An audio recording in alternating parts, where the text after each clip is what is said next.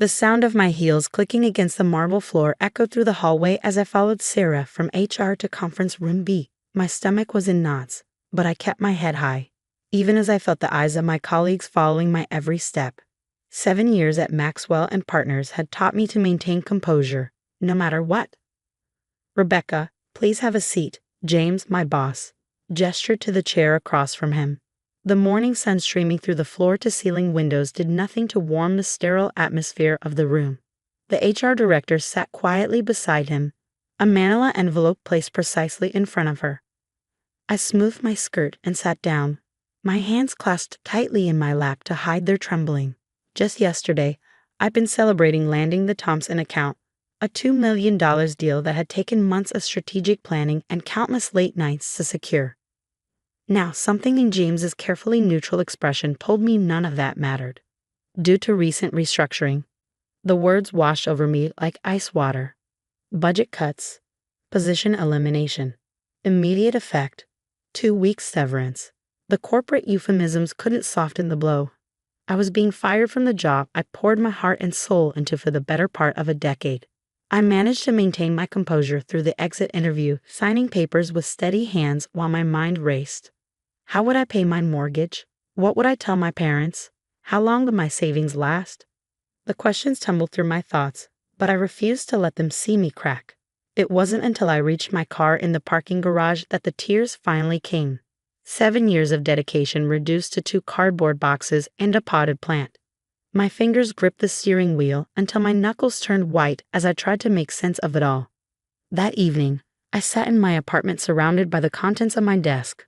Among them was a framed photo of our team celebrating after landing the Thompson account.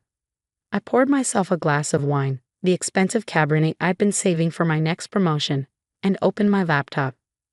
LinkedIn beckoned like a digital confessional. As I scrolled through job listings, a post from Sarah, a former colleague who'd left the company 2 years ago, caught my eye. She was celebrating her boutique agency's latest success. Her words hit me like a lightning bolt. Sometimes the best opportunities come disguised as failures. I took another sip of wine and opened a new document. Instead of updating my resume, I began typing out everything I'd learned about what clients really needed. All the gaps I'd seen in traditional agency services, all the innovative strategies I'd developed that had brought in millions for Maxwell and Partners. By midnight, my wine glass was empty, but my document was full. It wasn't a business plan, not yet, but it was something more valuable. It was a vision. I'd spent years helping other companies tell their stories. Maybe it was time to write my own. The next morning, I woke up with a clarity I hadn't felt in years. Instead of joining the corporate job hunt, I made 2 calls. The first was to my bank to understand exactly how long my savings could sustain me. The second was to David Thompson himself. "Rebecca," his familiar voice boomed through the phone. "I heard what happened at Maxwell. Their loss, that campaign you developed for us, increased our revenue by 40% last quarter." I took a deep breath. "David, what if I told you I could do even better?" There was a pause on the line. "I'm listening." That conversation became the foundation of strategic edge marketing. David didn't just become my first client, he became my advocate, introducing me to other CEOs who were frustrated with traditional agency approaches. My apartment's dining room became my office.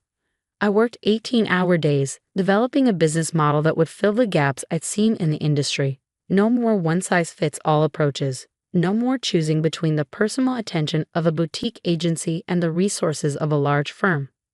I would offer something different, data-driven strategies combined with personalized service. The first few months were a masterclass in humility. I learned to be my own accountant, lawyer, IT department, and janitor. Every penny of my savings went into building the business. There were nights I lay awake wondering if I'd made a catastrophic mistake. But then came the breakthrough. 3 months in, David called again. "Remember that strategy you developed for our retail division? We just closed our best quarter ever. My friend John at Midwest Manufacturing needs what you do." I gave him your number. 1 referral became 3. 3 became 10. By month 6, I was turning down clients because I couldn't handle the workload alone. That's when I met Emily Rodriguez at a business networking event. "Your approach to the Thompson campaign was brilliant," she said over coffee. "I've been following your work since you started Strategic Edge. Emily had just left her position as a senior strategist at one of the big agencies. She understood exactly what I was trying to build. More importantly, she saw the same problems with traditional agency models that I did. She became my first hire, and together we began building something extraordinary. The next 2 years were a blur of growth, challenges, and learning. We moved from my dining room to our first office, then to a larger space as our team grew. Each new hire was carefully chosen not just for their skills, but for their belief in our vision. The turning point came during a pitch to regional retailers, a client we'd been trying to land for months. Their CEO interrupted my presentation halfway through. "Stop right there," he said, and my heart sank. But then he smiled. "This is exactly what we've been looking for. Everyone else shows us templates. You're showing us transformation." That contract pushed us over the $1 million revenue mark. But more importantly, it validated everything I believed when I sat in my apartment that first night, imagining a different kind of agency. Today, Strategic Edge Marketing has offices in 3 cities and a team of 32 incredible professionals. We've helped dozens of companies achieve their growth goals, and our waiting list gets longer every month. Sometimes I drive past my old office building and I can't help but smile at the memory of that walk to Conference Room B. What felt like an ending was actually a beginning. Getting fired didn't just change my career, it forced me to discover what I was truly capable of. The truth is, success rarely follows a straight line. It's full of twists, turns, and yes, occasional devastating setbacks. But if you stay true to your vision and never stop believing in your ability to create something meaningful, amazing things can happen. Sometimes, getting fired isn't the end of your story. It's just the beginning of a better one. And sometimes, the best revenge isn't getting even, it's getting better. 3 years ago, I left that conference room feeling like my world had ended. Today, I know it was actually the moment my real journey began. My story isn't unique. There are countless entrepreneurs who built successful businesses from the ashes of career setbacks. What makes each journey special is not the destination, but the courage to take that first step into the unknown. Because sometimes, losing your job isn't the end of your career, it's the beginning of your legacy. The transformation from corporate executive to entrepreneur wasn't a smooth path, but rather a series of pivotal moments that tested my resolve and shaped my vision. After that initial conversation with David Thompson, I realized I needed more than just determination. I needed a strategy that would differentiate strategic edge marketing in a crowded marketplace. My dining room became command central, with market research papers spread across the table where I once hosted dinner parties. I spent weeks analyzing competitor strategies, interviewing potential clients, and identifying gaps in the industry. The insights I gathered were invaluable. Mid-sized companies felt overlooked by major agencies, but weren't getting the sophisticated strategies they needed from smaller firms. One conversation particularly stood out. I was meeting with Janet Chen, CEO of a regional healthcare company, had a local coffee shop since I didn't have a proper office yet. As she stirred her latte, she expressed a frustration I hear echoed by many others. "The big agencies show us beautiful presentations," she said, "but their strategies feel like templates. They don't understand our specific challenges. We need someone who can think like a business partner, not just a marketing vendor." Those words became the foundation of our service model. I spent the next month developing a proprietary approach that combined data analytics with personalized strategy development. Every client would get a custom playbook based on their unique market position, challenges, and growth objectives. The first real test of this approach came sooner than expected. David Thompson had referred me to John Marshall, CEO of Midwest Manufacturing. Their marketing budget was 10 times what I'd handled independently before, and they needed a complete strategy overhaul. I still remember walking into their boardroom, my heart pounding but my voice steady. "Before I show you any marketing plans," I began, "I want to understand your business model, your competition, and where you see the biggest opportunities for growth." The silence that followed felt eternal. Then John smiled. "That's the first time an agency has started with our business instead of their capabilities." That meeting lasted 4 hours. By the end, I had not only landed the account, but also gained a deeper understanding of how to position strategic edge marketing. We weren't just offering marketing services, we were providing business transformation through strategic marketing. The growth that followed brought its own challenges. Working from my dining room was no longer sustainable, but leasing office space felt like a massive risk. Emily Rodriguez, my first hire, proved invaluable during this transition. Her experience at larger agencies helped us avoid common pitfalls as we scaled. We need systems in place before we grow, she insisted during one of our late-night strategy sessions. Otherwise, we'll lose the personal touch that makes us different. She was right. We spent 2 weeks documenting our processes, creating client onboarding procedures, and developing quality control measures. This foundation would prove crucial as we expanded. Our first office was a modest space in a converted warehouse. The industrial charm helped mask our limited budget for furnishings, and the open floor plan fostered the collaborative environment we wanted to create. Each new hire was chosen not just for their skills but for their alignment with our vision. Maria Santos joined us as our data analytics lead, bringing expertise from her years in finance. Marketing decisions should be backed by solid data, she argued during her interview. Creativity is essential, but it needs to be guided by insights. Her perspective would reshape how we approach campaign development. The real turning point came 6 months later. We were competing for the regional retailer's account against 2 major agencies. Our presentation wasn't just about marketing metrics, it was about business transformation. We showed them specific strategies for entering new markets, optimizing their supply chain through better communication, and building customer loyalty through personalized experiences. Their CEO, Robert Chen, interrupted my presentation halfway through. "Stop right there," he said, and the room fell silent. "This is exactly what we've been looking for. Everyone else shows us templates. You're showing us transformation."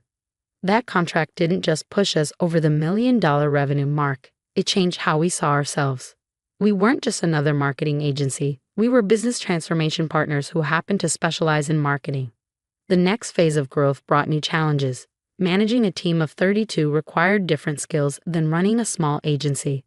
I had to learn to delegate, to trust others with client relationships I'd built personally, and to step back from day-to-day operations to focus on strategic direction. Sarah Miller, our operations director, was instrumental in this transition. "Your job isn't to handle every crisis," she told me during a particularly stressful week. "It's to build a team that can handle crises while you focus on vision and growth." This shift in perspective led to one of our most innovative decisions, the creation of Strategic Edge Academy. We began investing heavily in team development, bringing in experts to train our staff in business strategy, data analytics, and emerging technologies. Every team member spent 15% of their time on professional development. The results were transformative. Our junior strategists became more confident in client meetings. Our creative team began incorporating data insights into their brainstorming sessions. Most importantly, our clients noticed the difference. "Your team doesn't just execute campaigns," one client remarked during a quarterly review.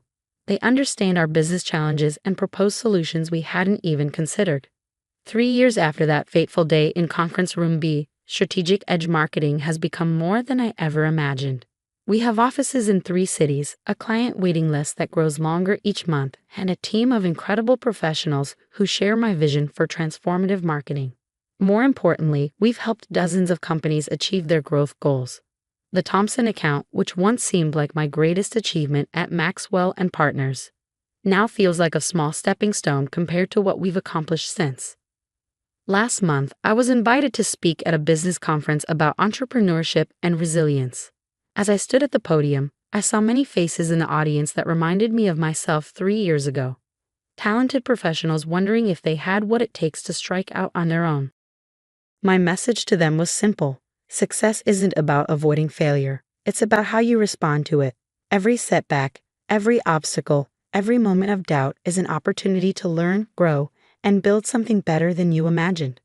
Sometimes, the worst thing that happens to you professionally can become the catalyst for your greatest success.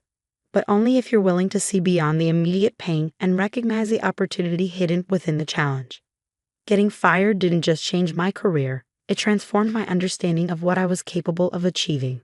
It taught me that sometimes we need to lose the path we're on to find the path we're meant to take. Today, when people ask me the secret to building a $1 million business, I tell them it starts with being willing to fail. Success isn't about avoiding setbacks, it's about using them as fuel for growth. Every no brings you closer to your yes. Every closed door pushes you toward the one that's meant to open. The journey from fired executive to successful entrepreneur has taught me that our greatest limitations are often self-imposed.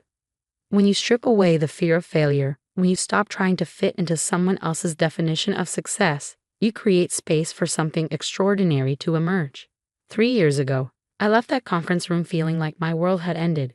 Today, I know it was actually the moment my real journey began. Because sometimes, losing your job isn't the end of your career, it's the beginning of your legacy. And that legacy isn't just about building a successful business. It's about creating opportunities for others, about showing them that setbacks don't define you. They refine you. It's about proving that with courage, determination, and a clear vision, you can turn any setback into a setup for something greater than you ever imagined.